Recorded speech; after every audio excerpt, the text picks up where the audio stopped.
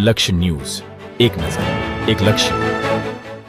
ધ્રાંગધ્રા આમ આદમી પાર્ટીની જનસભામાં ખેડૂત નેતા રાજુ કરપડાએ મીડિયાનું અપમાન કર્યું.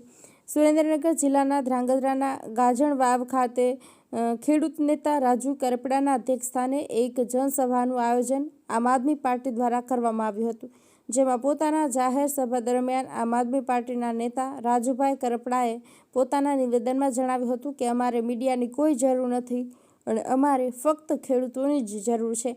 તેથી અમે મીડિયા માટે નથી આવ્યા અને મીડિયામાં તમે ના લો કે લો એનાથી અમને કોઈ જ ફેર નથી.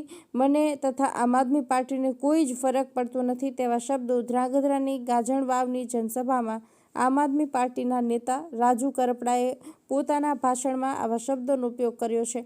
તેથી ધ્રાંગધ્રાના ગાજણવાવ ગામે મીડિયાનું અપમાન થતાં મીડિયા દ્વારા કવરેજ કરવાનો પણ વિરોધ નોંધાવ્યો હતો.